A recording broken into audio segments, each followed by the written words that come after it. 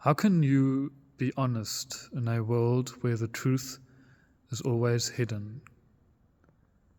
How can you be authentic in a world where people always wear masks? How can you be humble if pride is what led the whole world to the fall?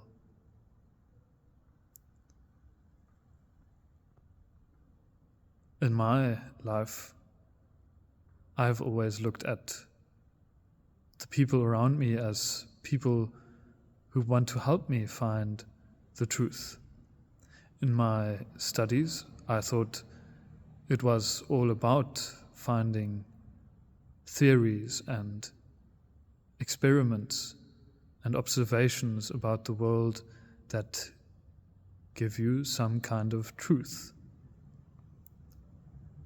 But then I realized, by reading a few very crazy writers, that the truth is often more complicated than we think. It's more complicated than just looking at something in the world and describing what you're seeing. Because the very art of describing something is an art that we have learned from our society, from the people around us. We have grown to use a certain language, a certain set of words, grammar and structures of thought to describe the world. And this, according to Nietzsche, is exactly where our untruthfulness, our lack of truth starts. It's where we judge the world.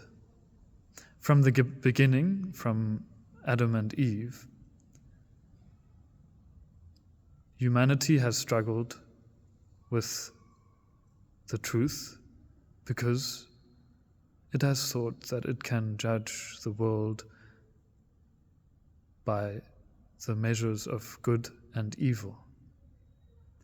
By having moral judgments on other people and on ourselves, we get to structure the world in a way that is, as it seems to us, good for us, that allows us to derive all the pleasure out of life that we can get. Because if we are moral, then we are human. Or if we are moral, then we also are part of God's paradise. But Nietzsche takes us a step back and tells us first that think about the laws and the moral rules that we have placed on ourselves. How is it that the ethics of cultures have changed over time,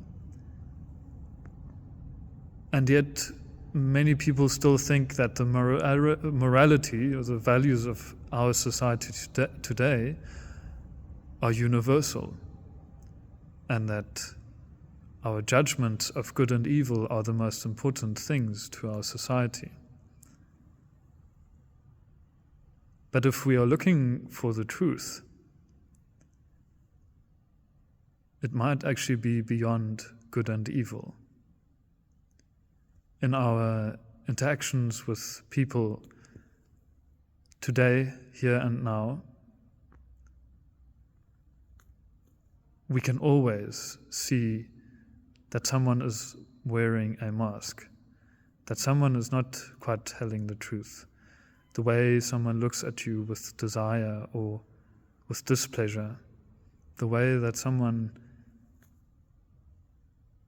commands you to do something right, and the way that those moral commands are actually limiting your own self-growth and self-realization. I myself am still struggling to talk about these phenomena. But I know that they are true, or that what Nietzsche is saying is true. That there are these limitations put on us, these burdens that we were never meant to carry. We carry the emotional wounds of others. We let others project their fantasies and their ill wills on ourselves. We let people tell us who we are. We let people play mind games and tell lies, and we play into those lies by using the same language that they use to conceal the truth. Because the truth that they want to conceal is an ugly truth. And it's one that you have to wrestle with for a very long time to finally be satisfied and have a clear, or to have peace of mind. Because when you look at what cruel things people can do, even in the name of good or in the name of evil, then you'll struggle to actually face the truth. I have struggled to face the truth and have always needed to run back to the search for truth. Because when I've realized that I am starting to lie to myself about what I think is good and what I should do, then I know that somewhere along the line I've let someone else step over my boundaries and put a burden onto me that was never meant to be mine. I am allowed to carry my own burdens, my own growth to my higher self. I have the responsibility to take on my own journey to self-discovery.